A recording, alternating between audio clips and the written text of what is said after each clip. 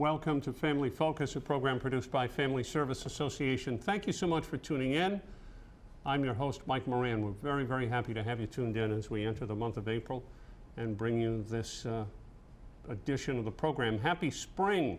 We're going to talk about a subject that we have talked about on this program before, but it's been a long time since we've had these two guests, and I believe they've appeared individually, but not together. We're going to find out, and we're going to introduce, first of all, to my far right is Derek Foulds. I did that totally wrong because it's always ladies first, right? Well, I've already started. Derek Foulds is the director of the In-Home Therapy program provided by Family Service Association. He's also the assistant clinical director of the Family Service Association Behavioral Health Center. We're going to find out what all that means.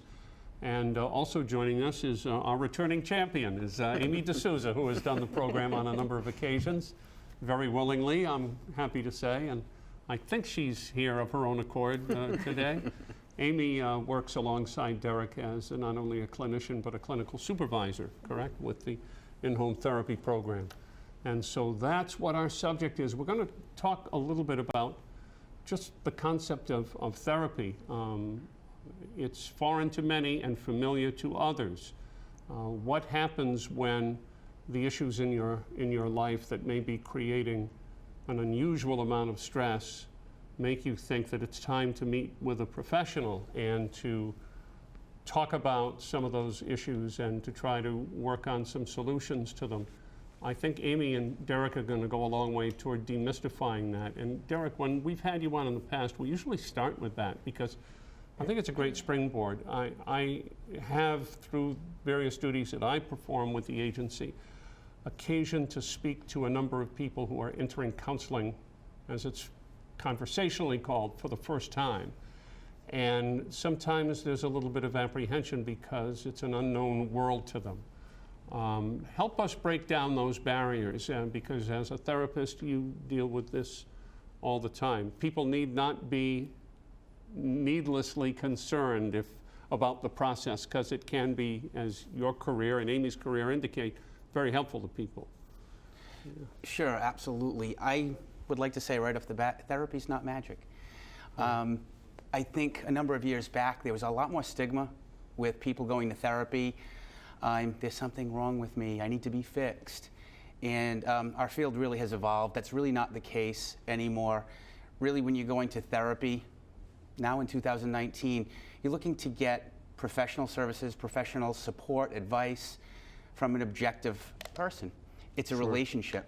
The therapist and whoever the client is, a family, an individual, you're developing a rapport and you're developing a therapeutic relationship to help you navigate the waters of life. So it really is, if I could simplify it in that way, I would. Yeah. Amy, how did you get into this field? Where did it start that this became your calling? And I say that because everybody I know that works in the human service and healthcare field, it is a calling. It's you know, I guess we all want to save the world, right?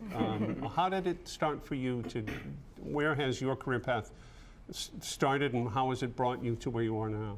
Well, I often think back to when I worked at the YMCA in Fall River in their after-school childcare and summer programs. And I started with the toddlers, or like preschool type age, and then kind of went on from there. So I found that I really enjoyed working with children, and I enjoyed some of the more challenging kids that were in our program.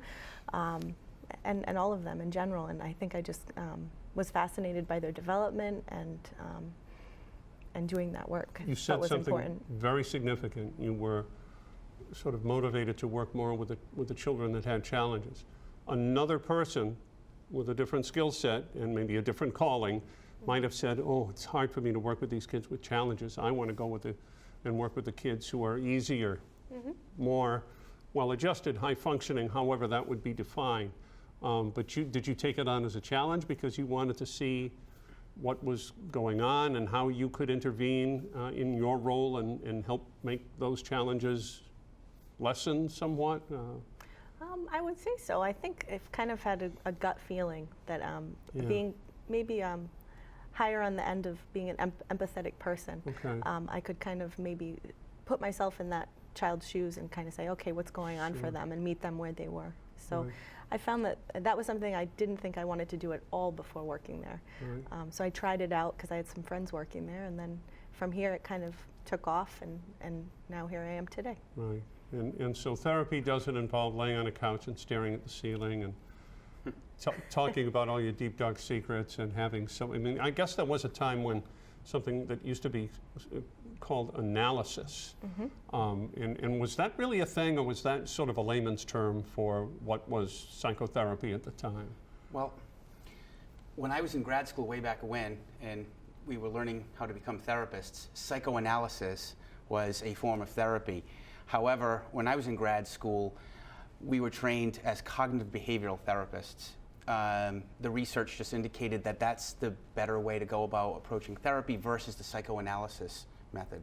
Right. So people laying on couches, that doesn't happen anymore. We don't really do that for the Right. most part. And really just to quickly piggyback on something Amy said, working with children, I have certainly my whole career as well. And when you work with kids, I know I just really started enjoying it and realized I had a knack for it and enjoyed working with kids. And you're not going to have a kid lay on the couch to do therapy. You're Right. going to do things that really maybe a lot of people would think are outside the box. You're going to go outside and throw a ball around. There can be very much therapeutic value to doing that. Sure. So, Well, and you talked about sort of a trusting relationship before. You can help develop that and nurture that by throwing the ball around, by going out for an awful, if there is still such a thing. Yes, there is. Or whatever. It's some kind of social activity. I can remember, and this was another one of our programs called Therapeutic Mentoring, which you're both very familiar with. Meeting with a therapeutic mentor and the young person that they were working with, and they were fishing. In fact, they're right here on the campus of BCC, fishing at the pond right I here know on who that campus. is. And you know who that is. And it was a really, really interesting experience to see them interact. And to the untrained eye, it might appear as though they're just fishing or they're just throwing the ball around. But as a professional, there are certain things that you're doing that are very specific to the discipline of therapy. for quickly an example, when you're doing a board game with a kid, it looks like you're just playing a board game, but you're really looking for impulse control. Can the child wait for his or her turn? Yeah. That's just one quick example. So How do they handle defeat? exactly, self-esteem, confidence. Can they lose graciously? These are skills that we're trying to help kids develop, families develop, role model for parents when we're doing play therapy and doing games like that. So it's In there's my, more to in my own than meets case, the it eye. was not learning to lose graciously, it was learning to lose frequently. It's just kind of a thing with me. And I mention that in jest, but not really, because you're a coach too. I am, You're very much involved in youth sports, and yes. I think I know the answer, but I'm going to ask the question. Do a lot of these things that you just referred to apply there as well? Absolutely. The life lessons that you can learn through sports in general, especially organized sports, I really enjoy coaching. There's a huge parallel. There's no doubt about it. You're right. But I think, I'm guessing that a lot of those same things can apply in your work with children for those who are not so athletically inclined, who might play a musical instrument, who might play a video game, who might engage in some other kind of activity that brings out their skill set and their likes and dislikes, whatever they may happen to be. Building competence, Right. learning how to play an instrument. Hey, I have a knack for this. I have the confidence now. You've supported me. You've encouraged me. When I make a mistake, you help me. You give me good, honest feedback. And it's the same concept as if it's a sporting event, if it's playing an instrument, and it's wonderful to see, quite frankly. Amy, I never try to ask a guest a trick question, and I hope this isn't perceived as such, but talk, if you will, about that line of demarcation, if there is one, between whether it's a child or an adult. Someone saying, I'm feeling a lot of stress, but I think I can handle it, and the person who says, I'm at the stage where I need to talk to a professional. Is there almost an internal tendency to say, particularly in the mental health field, we can handle this on our own. We don't really need to talk. I don't need I'm going to say the word, a shrink. I don't need, is there still, and Derek used the word earlier, stigma. Where does that point come? Is it different for different people? I think it is different for different people. There's a lot of factors that play into that. There's the family culture. their socioeconomic status, things like that that play into it. But I think that stigma is still exists. People still kind of shy away from formal help. Mm-hmm. But I think that the media, maybe social media brings with it a host of issues and positives, right? It connects people. Mm-hmm. It helps people share more. So I think that maybe has decreased some of the stigma, where people kind of see on TV shows more people going to therapy. It's even the kind of television programs where they're not necessarily doing therapy, but it's therapeutic in the sense of problem solving. I'm thinking of the Oprahs and without qualifying their ability, but the Dr. Phil's and the Dr. Oz people are maybe dealing more with physical health. But when you're seeing that on television, then you're saying, okay, I guess it's okay to talk in a confidential environment about my problems, about my issues and challenges. Yeah, I think so. It normalizes it a bit more. Right. But I think once, sometimes we work primarily in our program with families, with the in-home therapy program. So with that, I think when we find that children are having trouble in different areas of their life, it's not just one area. Like maybe they're fighting with their sibling, they're not listening or following their parents' rules or directions, but they do fine at school, and they play a sport and they're okay. Maybe that won't rise to the level of needing therapy, and it is within normal limits. But when it kind of spans all of their different life domains, let's call them, where they're having trouble at school, they are having trouble in their community, or they're disconnected from their community, or their family is having some challenges, then we might see them a little more like, wow, we really need some intervention. That's very interesting, and I think that does help to sort of demystify the process. And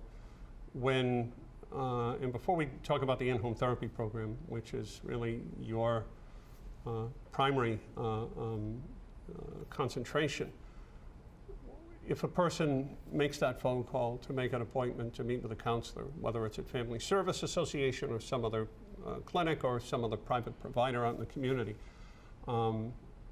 what would they expect to have happen when they sit in the room, and say, is this going to be like seeing Dr. Melfi on The Sopranos, or is it, or is it going to be like something else? What would they anticipate? It's probably a lot less mysterious and less glamorous than it's depicted on television. I would say so. I think, just to make one quick comparison to what many people may be thinking of as traditional outpatient individual therapy, where you drive to the office, and let's say, for example, your child is seeing a therapist for an hour, 45 minutes, and then they come out. We're going to your home. Our staff, Amy and our staff go to your home, and you're in your own environment. It's different than being in a professional office. For many people, it feels different. There's a different comfort level being in your own home, and is also you have more options therapeutically, where maybe, say for example, at Family Service Association, we may not go outside in the parking lot because it would be unsafe with a kid, but yet we may go in their backyard for a little while to take a breath and relax. Sure. And, we're having a difficult session, and try to teach kids de-escalation skills and the like. So I think, to answer your question, it's not like what you'd see on TV or in the movies. It's really going to be, here comes a clinician who wants to connect with you, wants to hear your story, wants to play with you if you're a child, wants to listen to your concerns if you're an adult. And I'm here to help in whatever way, shape, or form I can. Let's talk. It's interesting that you say that, because what your answer to that reminded me of having a totally different area. Staff from our adult day health programs on, and they say, yeah, we do a lot of activities with the people who participate in the program, disabled adults, elderly people. But what looks like just sort of a commonplace social activity through their eyes is seen very different, because they're looking at the individual participants, knowing what their limitations are, what their abilities are, and they're looking at improvement in terms of the physical activity, range of motion, other kinds of things, also cognitive stuff, that it's not just playing a game. Like you said before, it's not just tossing the baseball around. There's a whole other purpose at work, while it's still enjoyable and fun. Stay right there, folks. We're going to take a short break and come back with more. We'll reintroduce our guests in a moment. You're watching Family Focus, the April edition of our program. We are very happy to have you tuned in. We'll take a 1-minute timeout and come back with more of the program. Please stay right there. Hi, I'm Carol Nagel, President and CEO of Family Service Association. A lot has changed since the day when our agency began its long journey of providing services to our community. In the beginning, our mission was a simple one: to provide caring and helpful services designed to improve the lives of the individuals and families who live and work here. And while the programs we provide have changed over the years, and the problems facing the community have become more challenging, Family Service is still here 125 years later to answer the call. As we look to the future, we'll continue to work together with our many community partners and to find new and better ways to bring our services to those who need them. Whether it's providing a warm, welcoming learning environment for preschool children, offering professional counseling, or helping elders maintain their good health and independence, Family Service remains committed to the spirit of that very same mission of service that guided us when we took those few steps in 1888. Please visit our website and learn more about our agency, its programs, and our long history of service to the community.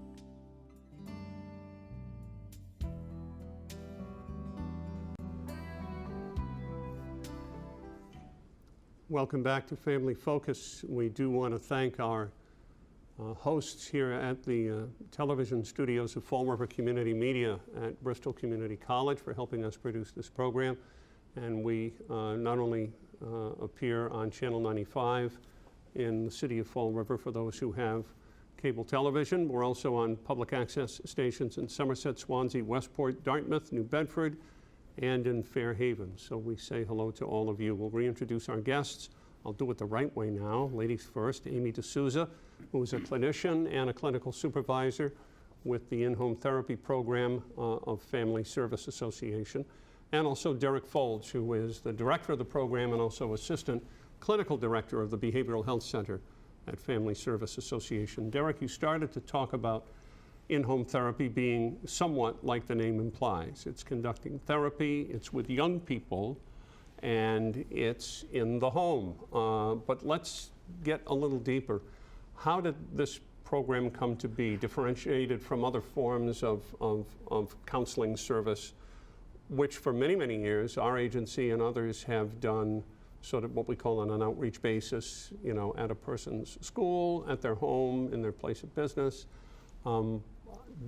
Your program is part of a larger umbrella of services that was initiated by the Commonwealth of Massachusetts a couple of years back. Could you talk about that a little bit? Sure. So there was a class action lawsuit a number of years ago, Rosie D. versus Mitt Romney, and basically the result of that class action lawsuit led to the Children's Behavioral Health Initiative in Massachusetts, or CBHI, so you don't have to keep saying the whole name. And we do use a lot of alphabet soup in we do. The social service field. So as a result of that class action lawsuit, the CBHI services came into being in Massachusetts. And there are a number of them under that umbrella. One of them is in-home therapy. Mm-hmm. And in a nutshell, in-home therapy is intensive family therapy because the reason these CBHI services came to pass was, very sadly, Rosie D. died, and she was a young girl, I believe about 12 at the time. And the findings in the court were that part of the reason that the family had so many struggles was because they didn't have the community and home-based services that they really needed to function in healthy and happy ways. So the more intense in-home therapy versus, again, maybe the traditional outpatient therapy where it's once a week, once every other week for an hour. In-home therapy is intensive family therapy. So we work with the whole family. Maybe we see them multiple times a week. So it's really a more intense service to try to address those needs that really people that are referred to the CBHI services require.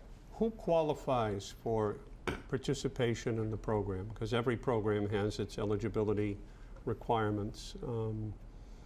Is it a mass health funded program? Do the participants must they have their health insurance provided by Mass Health?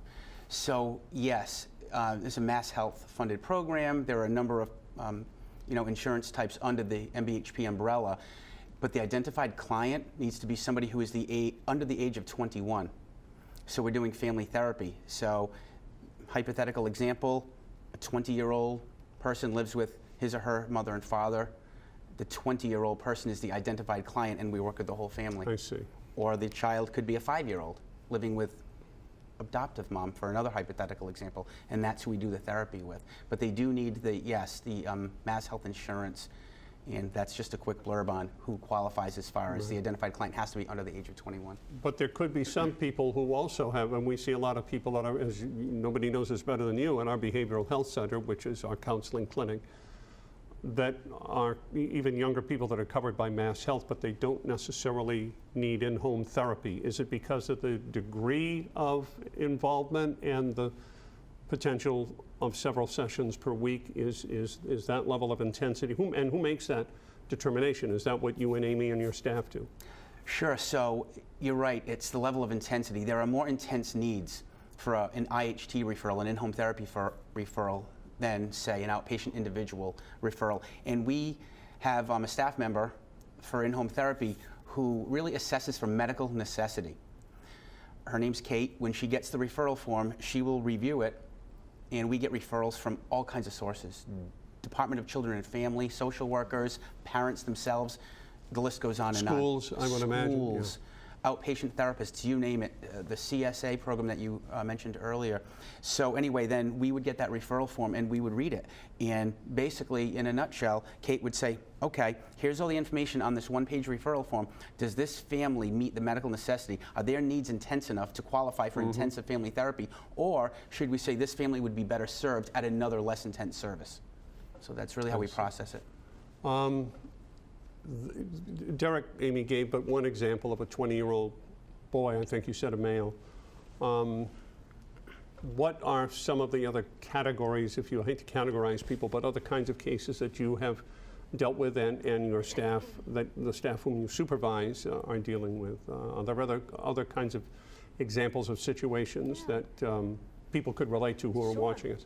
We've worked with youth who are living with their parents, and maybe they have their own child also. Oh, sure. So they might have an infant, but that youth, say they were 16 or something, they would be the identified youth that we would intervene with, and then we'd kind of support the whole family and see what other services they might need as well. Right, and that youth's parent is going to need an awful lot of support if they are also involved in dealing with a grandchild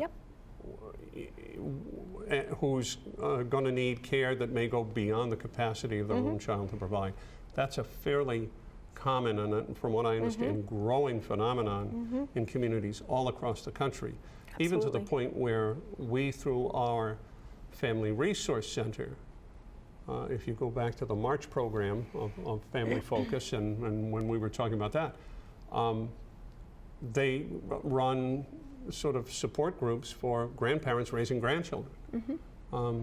So we've talked about a little bit about the way in which people are referred to your program, but I would imagine that there are some other services that your clients connect to elsewhere in the community, because nobody does one-stop shopping. Often it's a myriad of services that people need to get. Who are the kind of, what other agencies in the community might you interact with over the course of dealing with your own client and their needs? So we often interact with the school system.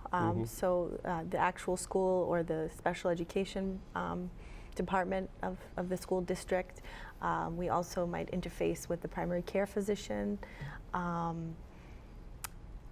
Other programs that are in CBHI, like our therapeutic mentoring. There's also what's called the CSA, that's the Community Service Agency.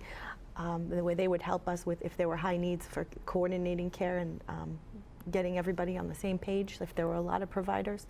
And that program uses family partners, which are kind of people that are almost like peers to the client families. I don't want to misrepresent it, but they kind of have the lived experience of the people that they work with, which is extremely valuable, I would think.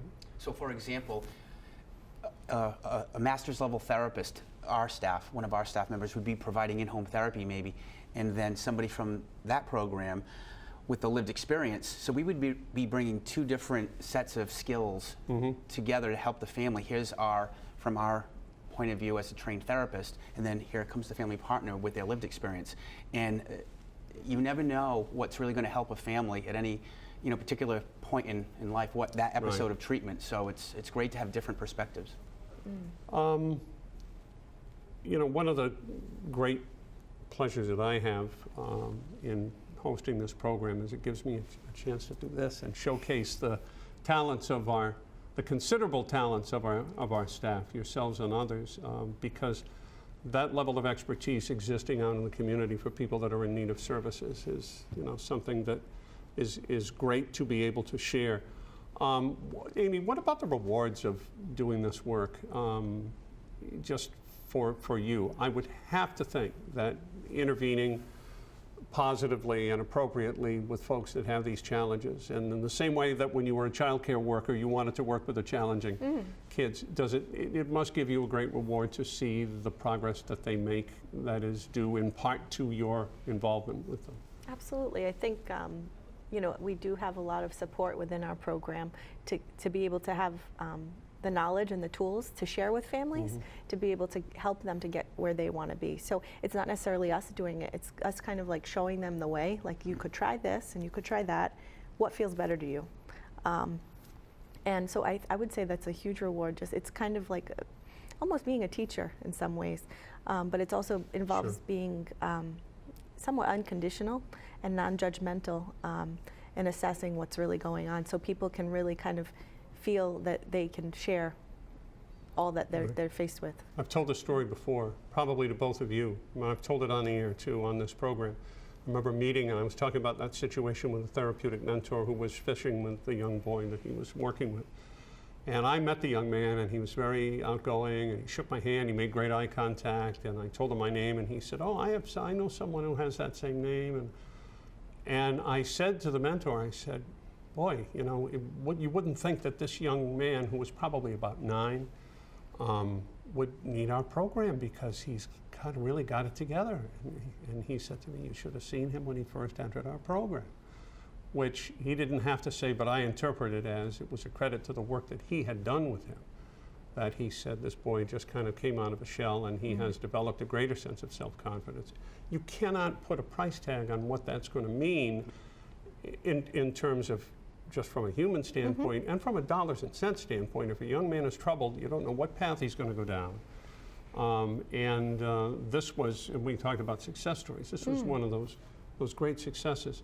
Thank you both for coming on and doing this show. I think we've learned a lot in the 30 minutes that you've been here. For me, it's flown by, and I really do appreciate you taking the time to do it. Amy, and to Derek, we thank you. And we'll have you back again. Make a commitment now on camera. You will come back. We'll be here. We'll be back. Great. And thank you very much for watching Family Focus. It's a pleasure to have you with us once again. And until next time, please be well.